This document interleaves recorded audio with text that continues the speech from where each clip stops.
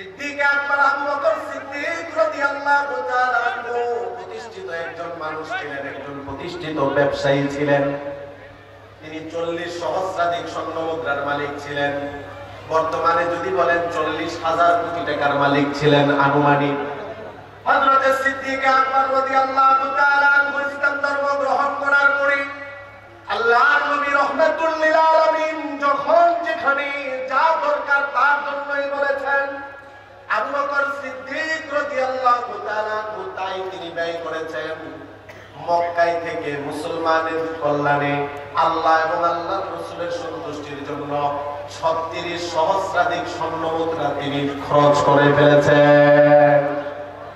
নবীজির সাথে হিজরত করে মক্কা থেকে মদিনায় গেলেন। মদিনায় যাওয়ার পরে মসজিদে নববীর জায়গা ক্রয় করার জন্য টাকার প্রয়োজন। মুসলমানদের কল্যাণার্থে আল্লাহ এবং আল্লাহর রাসূলের সন্তুষ্টির জন্য আল্লাহর রাস্তায় দান করার যখনই প্রয়োজন হয়েছে, তাবুক যুদ্ধের ঘটনা আল্লাহর নবী বললেন, তোমাদের যার যার সামর্থ্য আছে তোমরা তাই আল্লাহর রাস্তায় দান করো। সিদ্দিক আকবর যা ছিল সব নিয়ে এসেছেন। আল্লাহর নবী প্রশ্ন করলেন, আবু বকর ঘরের মধ্যে কি রেখে এসেছেন আর কি নিয়ে এসেছেন? সিদ্দিক আকবর বলে, ঘরের মধ্যে কিছুই নেই, যা ছিল সব আল্লাহ আল্লাহর রাসূলের জন্য আমি নিয়ে এসেছি। মদিনা আর মক্কায় মিলে 40 সহস্রাধিক স্বর্ণ মুদ্রা যা ছিল সব তিনি আল্লাহর রাস্তায় খরচ করলেন। আল্লাহু আকবার বলেন। আল বিদায়া ওয়ান নিহায়ার মধ্যে এসেছে সিদ্দিক আকবর রাদিয়াল্লাহু তাআলা আনহুর গায়ের মধ্যে পাতলা একটা জামা ছিল। তিনি মনে মনে ভাবলেন, এই পাতলা জামা যদি আমি বিক্রি করে একটু বেশি টাকা পাবো, অল্প টাকায় একটা মোটা জামা ক্রয় করে ওইটা পরিধান করব, আর বাকি টাকাগুলো আমি আল্লাহর রাস্তায় দান করে দিব। এই চিন্তা করে সিদ্দিক আকবর তিনি বাজারে গিয়ে পুরাতন নিজের গায়ের মধ্যে যে পাতলা কিছু দামি ছিল ওই জামাটা তিনি বিক্রি করে ফেললেন। যে টাকা তিনি পেলেন অল্প টাকা দিয়ে মোটা একটা কাপড় তিনি পরিধান করলেন, আর বাকি টাকাগুলো তিনি আল্লাহর রাস্তায় দান করে দিলেন। রাসূলুল্লাহ সাল্লাল্লাহু আলাইহি ওয়াসাল্লামের দরবারে মোটা জামা পরিধান করে আবু বকর ঘরে আসে আছেন। ভাইরা আমার, মুরব্বী বাবারা আমার, একটু গভীর মনোযোগ দিয়ে শোনার চেষ্টা করেন। মোটা একটা জামা পরিধান করে সিদ্দিক আকবর রাসূলুল্লাহ সাল্লাল্লাহু আলাইহি ওয়াসাল্লামের পাশে বসা। এমন সময় আল্লাহর নবী তাকিয়ে দেখলেন জিবরাইল আমিন আলাইহিস সালাতু ওয়াস সালাম আসলেন। আসার পরে জিবরাইল আল্লাহর নবীকে বললেন, আসসালামু আলাইকা ইয়া রাসূলুল্লাহ। আল্লাহর নবী রাহমাতুল লিল আলামিন এবার জিবরাইলের দিকে তাকিয়ে দেখলেন জিবরাইলের মাথার মধ্যে যে পাগড়িটা, এটা বড় মোটা কাপড়ের তৈরি একটা পাগড়ি। জিবরাইলের গায়ের মধ্যে যে কাপড়, বড় মোটা কাপড়। আল্লাহর নবী জিবরাইলকে বললেন, ও জিবরাইল, সব সময় বড় দামি কাপড়, রেশমি কাপড় তোমার গায়ের মধ্যে দেখি, জান্নাতি কাপড় তোমার গায়ের মধ্যে দেখি, আজকে কেন এই ধরনের কাপড় তুমি পরিধান করেছো? জিবরাইল আমিন আল্লাহর নবীকে বললেন, ইয়া রাসূলুল্লাহ, আপনার পাশে বসে আছে আপনার আবু বকর, একটু তার দিকে তাকান। আল্লাহর নবী আবু বকরের দিকে তাকিয়ে দেখলেন আবু বকরের গায়ের মধ্যে যেই মোটা ধরনের কাপড় পরিধান করা, ওই কালারের ওই রকম মোটা কাপড় হযরতে জিবরাইল তিনিও পরিধান করে এসেছে। আল্লাহু আকবার। আল্লাহর নবী এবার প্রশ্ন করলেন, আল্লাহর নবী রাহমাতুল লিল আলামিন এবার প্রশ্ন করলেন। আল্লাহর নবী বললেন, ও জিবরাইল, তাহলে আবু বকর আজকে মোটা জামা পরিধান করেছে, তুমিও তো তাহলে আবু বকরের মতো মোটা জামাই পরেছো, আজকে কি তুমি তাহলে আবু বকরের রঙে রঙিন হয়েছো? জিবরাইল আমিন বলে, ইয়া রাসূলুল্লাহ, আমি জিবরাইল একা না, আজকে সমস্ত আসমানের ফেরেশতারা আবু বকরের রঙে রঙিন হয়েছে। আর আমার আল্লাহ আপনার কাছে পাঠিয়েছেন, আল্লাহর পক্ষ থেকে আবু বকরকে আল্লাহ সালাম জানিয়েছে। আল্লাহু আকবার। একজন বান্দাকে আল্লাহর পক্ষ থেকে আল্লাহ সালাম জানিয়েছে, এটা কি সাধারণ বান্দা না অসাধারণ? জোরে বলেন, সাধারণ না অসাধারণ? আমরা অনেকে আমি মনে করি ভালো একটা চাকরি করতেছি, আমি সফল কাজ। অনেকে মনে করি আমি রাজনীতিবিদ, রাজনীতির ভালো পর্যায়ে পৌঁছে গিয়েছি, আমি সফল কাজ। অনেকে মনে করি আমি ভালো নায়ক, ভালো গায়ক, আমি একজন সফল কাজ। নায়কের দ্বারা, গায়ক হওয়ার দ্বারা, নেতা হওয়ার দ্বারা, বড় ব্যবসায়ী হওয়ার দ্বারা সফল কাম হওয়া যায় না। সফল কাম দ্বারা আল্লাহর পথে জীবন দেয় যারা, সফল কাম দ্বারা আল্লাহর রাস্তায় জীবনের সম্পদ ব্যয় করে যারা, সফল কাম দ্বারা যারা নিজের জীবন, নিজের জান মাল আল্লাহর রাস্তায় আল্লাহর সন্তুষ্টির জন্য ব্যয় করে। ঠিক কিনা বলেন? সিদ্দিক আকবর রাদিয়াল্লাহু তাআলা আল্লাহর পক্ষ থেকে সালাম চলে এসেছে।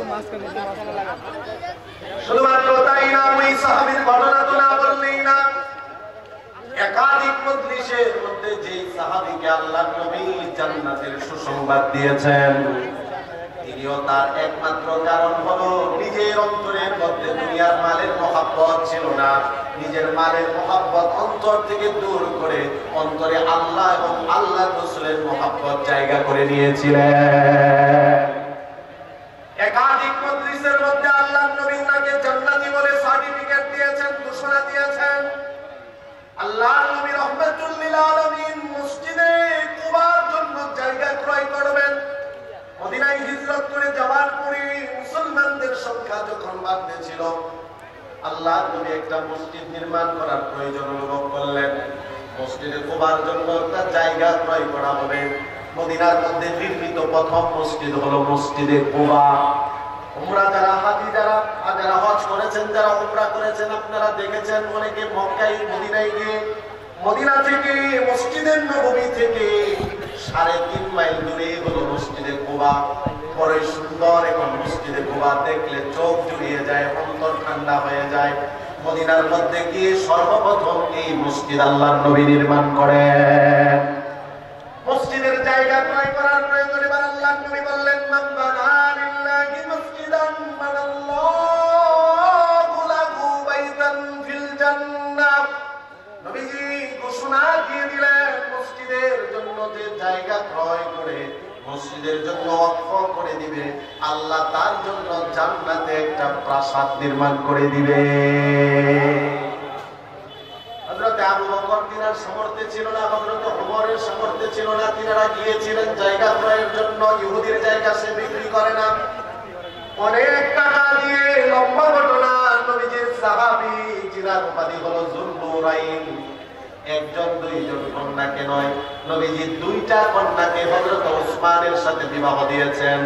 আল্লাহ নবী এটাও বলেছেন, যদি আমার আরো কোনো কন্যা থাকতো, আমার দ্বিতীয় কন্যার মৃত্যুর পরে আমি আমার ওসমানের সাথে সেই কন্যাকে বিবাহ দিতাম। এত মহব্বত ভালোবাসতেন হযরত ওসমান, যিনার নামের শেষে একটা উপাধি আছে গনি। জোরে বলেন, নামের শেষে কি? গনি। গনি, গনিউল শব্দের অর্থ হলো ধনী। গনিউল অর্থ কি? নামের শেষেই ওনার আছে ধনী। এখনো আপনি মদিনার ব্যাংক অ্যাকাউন্টে যদি খোঁজ নেন, সরকারি ব্যাংক অ্যাকাউন্টে এখনো হযরত ওসমান গনি রাদিয়াল্লাহু তাআলা আনহুর নামে, ওনার নামে একটা ব্যাংক অ্যাকাউন্ট আছে। সুবহানাল্লাহ বলেন। বলবেন হুজুর 1450 বছর আগে তখন তো আর ব্যাংক ছিল না, তো ওনার নামে ব্যাংক অ্যাকাউন্ট কিভাবে হলো? বলতেছি, কারণ বলতেছি। উনি মসজিদে নববী, মসজিদে কুবার জন্য এই জায়গা ক্রয় করার জন্য ইহুদির কাছে গেলেন। এই তুমি তোমার জায়গা বিক্রি করো। বলে যে করবো না। উসমান বলেন, কি পরিমাণ হলে করবে না সেটা বলো, কি পরিমাণ লাগবে তোমার? বলে এই এই এই এই লাগবে। হযরত ওসমান রাদিয়াল্লাহু তাআলা সব যা চেয়েছে তা দিয়েই তিনি ক্রয় করে চলে এসেছেন। এবার কাগজপত্র জায়গা সব বুঝিয়ে দিয়েছেন আল্লাহর নবী, ইয়া রাসূলুল্লাহ এই জায়গা আমি মসজিদের জন্য ওয়াকফ করে দিলাম। আল্লাহর নবী রাহমাতুল লিল আলামিন আবার হযরত ওসমানকে প্রশ্ন করলেন, ওসমান, ইহুদি জায়গা বিক্রি করবে না, আপনি কি পরিমাণ সম্পদ দিয়ে জায়গা ক্রয় করেছেন একটু বলেন। হযরত ওসমান গনি রাদিয়াল্লাহু তাআলা আনহু বলেন, ইয়া রাসূলুল্লাহ পরিমাণ বলা যাবে না, তবে সে যা চেয়েছে বস্তা ভরা টাকা দিয়ে আমি ক্রয় করেছি। এবার আল্লাহর নবীও বলেন, জিবরাইল আল্লাহর পক্ষ থেকে মহা পুরস্কার নিয়ে হাজির হয়েছে। জিবরাইল মহা পুরস্কার নিয়ে হাজির হয়েছে। তিরমিজির বর্ণনা, পুরস্কার কি? মসজিদে কুবার জন্য জায়গা বরাদ্দ দিয়ে দেওয়ার জন্য, করে দিয়ে দেওয়ার জন্য আল্লাহ হযরত উসমানের প্রতি এত খুশি হয়েছেন। আল্লাহ তাআলার পক্ষ থেকে জানানো হচ্ছে, মা দররা উসমান মা আমিলা বাদা হাদাল ইয়াউম। উসমান আজকের পর থেকে যত গুনাহ করবে তার জীবনের পূর্বের পরের সব গুনাহ আল্লাহ মাফ করে দিয়েছে। হযরত উসমানকে তার জীবনের গুনাহ কোনো ক্ষতি করবে না। মা দররা উসমান মা আমিলা বাদা হাদাল ইয়াউম। আজ থেকে উসমানের জীবনের গুনাহ উসমানের কোনো ক্ষতি করবে না। এই দানের কারণে তার জীবনের পূর্বের পরে সব গুনাহ যিনি ক্ষমা করেছেন তিনি কে? এবার আসেন গুনার ব্যাংক অ্যাকাউন্ট কিভাবে হইল? মসজিদে নববীর আশপাশে সাহাবায়ে কেরাম বসবাস করতেন। মক্কা থেকে হিজরত করে মদিনায় আসার পরে মদিনার সব কূপের পানি কিন্তু পানের উপযুক্ত না, পান করার মতো উপযুক্ত না, লবণাক্ত পানি। কিছু কিছু পানি কূপের পানি হলো মিষ্টি পানি। মদিনায় যে কূপের পানি মিষ্টি পানি, সেই কূপ মদিনার পাশেই কূপ। এই কূপের নাম হলো বীরে রুমা। বলেন তো কূপের নাম কি? বীরে রুমা একটা কূপ। এই কূপ থেকে মুসলমানরা আল্লাহ রাসূল সাহাবায়ে কেরাম আল্লাহ রাসূল তিনি পানি পান করতেন। এখনো এই কূপটা আছে। হাজী সাহেবরা এই কূপ অনেকে দেখে। তো এই কূপের মালিক ছিল একজন ইহুদি। মুসলমান কূপ থেকে পানি উঠাইতে যায়, ইহুদি বাধা দেয়। আল্লাহর নবী বললেন, এই মাইয়াশতারি বি'র রুমা, এই রুমা নামক কূপটা কে মুসলমানদের কল্যাণে ক্রয় করে দান করে দিবে, জান্নাতে আমি তার জন্য একটা পানির নহরের জিম্মাদার হয়ে গেলাম। সুবহানাল্লাহ। ঘোষণাটা শুনেন, রাসূল বলতেছেন মুসলমানদের কল্যাণে বীরে রুমা ক্রয় করে কে দিয়ে দিবে, আমি জান্নাতে তার জন্য একটা ঝর্ণার জিম্মাদার হয়ে গেলাম। হযরত ওসমান রাদিয়াল্লাহু তাআলা আনহু তিনি বলতেছেন যে তাহলে এই কাজটা দেখি করা যায় কিনা। তিনি গেলেন ইহুদির কাছে, একই প্রস্তাব, তোমার কূপটা আমার কাছে বিক্রি করো। ইহুদি বলে, না বিক্রি করব না। বলে, কত লাগবে তোমার বিক্রি করতে বলো। ইহুদি বলে, না বিক্রি করবই না। এক পর্যায়ে যখন উসমান দেখলেন ইহুদি কোনোভাবেই কূপ বিক্রি করবে না, তাই ঠিক আছে অর্ধেক বিক্রি করো, যা চাও তুমি তাই দিবে। ইহুদি হযরত উসমান রাদিয়াল্লাহু তাআলা আনহুর কাছে অনেক টাকা মূল্য দিয়ে অর্ধেক কূপ বিক্রি করে দিল। অর্ধেক কূপের মালিক হয়ে হযরত উসমান রাদিয়াল্লাহু তাআলা আনহু আল্লাহর নবীর কাছে এসে বললেন, ইয়া রাসূলুল্লাহ, ইয়া হাবিবাল্লাহ, ওগো নবীজি আমি অর্ধেক কূপের মালিক আজ থেকে হয়ে গেলাম। বলবেন অর্ধেক কূপের মালিক এটা আবার কিভাবে? ইহুদির সাথে হযরত উসমানের চুক্তি হয়েছে। একদিন তুমি হলে কূপের মালিক, আর একদিন আমি হলাম কূপের মালিক। যেই দিন আমি মালিক থাকবো এই দিন যার পানি দরকার আমি সেই কূপ থেকে আমি সংগ্রহ করব। হযরত উসমান মুসলমানদেরকে বলে দিলেন, ও মুসলমান, আমি তোমাদের ভাই উসমান, আমি একদিনের জন্য এই কূপের মালিক, পরের দিনের জন্য ইহুদি মালিক, আবার পরের দিন আমি মালিক, পরের দিন ইহুদি মালিক। তার মানে মাসে 15 দিন আমি এই কূপের মালিক আর 15 দিন ইহুদি মালিক। হযরত উসমান মুসলমানদের মধ্যে আলান করে দিলেন, যেই দিন আমি উসমান এই কূপের মালিক সেই দিন যার যত ইচ্ছা বীরে রুমা থেকে তোমরা কূপের পানি সরবরাহ করবে। মুসলমানরা যার যত ইচ্ছা যেই দিন হযরত উসমানের পালা সেই দিন কূপের পানি সংগ্রহ করে। ইহুদি বড় বিপদে পড়ে গেল, যেই দিন তার পালা সেই দিন আর এই কূপের কাছে কোনো মুসলমান আসে না। ইহুদি বলে, তাহলে এই কূপের মালিক হয়ে লাভ কি? ব্যবসা তো আমার বন্ধা যায়। ইহুদি বলতেছে, উসমান তুমি পূর্ণ কূপ ক্রয় করে নাও। হযরত উসমান ইহুদির কাছ থেকে কূপ ক্রয় করে মুসলমানদের কল্যাণার্থে আল্লাহর জন্য তিনি দান করে দিলেন। আল্লাহর নবী তখন হযরত উসমানকে বলেন, উসমান, আল্লাহ তোমার জন্য জান্নাতে একটা নহর তৈরি করে দিয়েছে। ওই যে হযরত উসমান রাদিয়াল্লাহু তাআলা বীরে রুমার যে মালিক হয়েছিলেন, এই কূপের আশপাশের জায়গাগুলো তৎকালীন তিনি খেজুর গাছ লাগিয়েছিলেন। কালের পরিবর্তনে ওই খেজুর গাছ বড় হতে হতে হতে হতে হতে হতে ওই কূপের পাশে এখন বিশাল বড় সুবহানাল্লাহ বলেন। ওই বাগান এখনো আছে, ওই কূপের পাশে কূপের মালিক হযরত ওসমান, খেজুর গাছ লাগিয়েছিলেন ওসমান। এখন সৌদি সরকার ওই বাগান থেকে উৎপাদিত ফসল বিক্রি করে যা লাভ হয় হযরত ওসমানের নামে ব্যাংক অ্যাকাউন্ট করে ওই ব্যাংক অ্যাকাউন্টে রাখা হয়, মুসলমানদের কল্যাণে সেটা ব্যয় করা হয়। সুবহানাল্লাহ।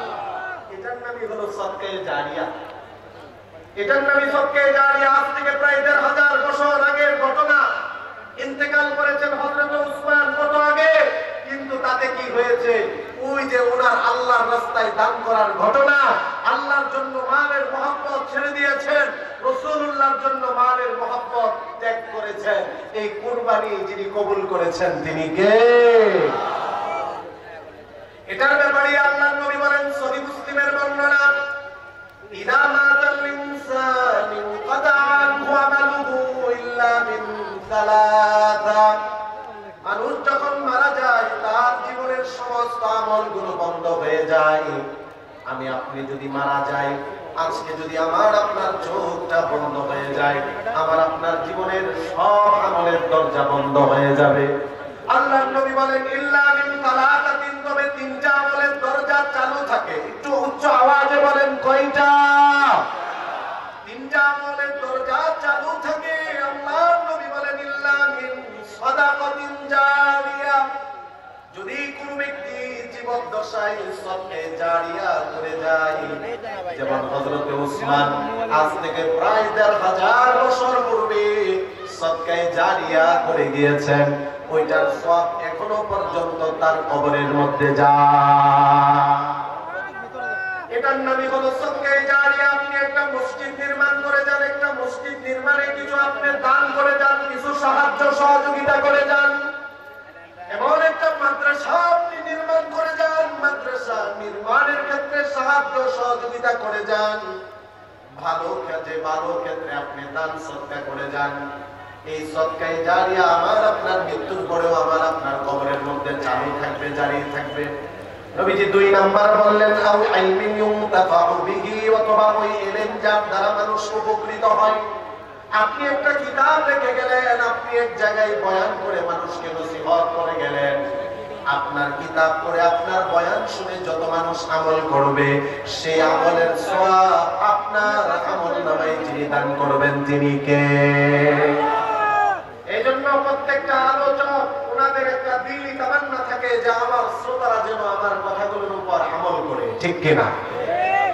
প্রত্যেকটা আলোচকের একটা দিলি তামান্না থাকে, খুব বড় একটা স্বপ্ন থাকে যে আল্লাহ আপনি আমাকে এই কথাগুলোর উপর এবং আমার শ্রোতাদেরকে কথাগুলোর উপর আমল করার তৌফিক দান করেন, বলেন আমিন। মুহতারাম হাজিরিন, এখানে আপনারা প্রায় হাজার হাজার মানুষের উপস্থিতি হয়েছে। এই কাশর কেন্দ্রীয় জামে মসজিদের উদ্যোগে ইসলামী মহাসম্মেলনে হাজার হাজার মানুষ আসলেন। যারা নির্যাতিত মজলুম আলেমে দ্বীন মাওলানা রফিকুল ইসলাম মাদানী আসলো, মুফতি বশিরউদ্দিন শেরপুরি সাহেব বয়ান করলো, মুফতি আতিকুর রহমান সিরাজি বয়ান করতেছে। যদি এখান থেকে হেদায়েত কেউ না নেয়, এই মহাসম্মেলন করে কোনো লাভ নেই। কথা বলেন ঠিক কিনা?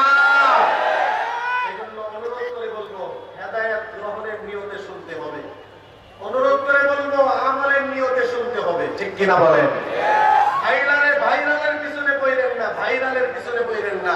আজকে ভাইরাল ভাইরাসে আক্রান্ত হয়েছে, ঠিক কিনা বলেন?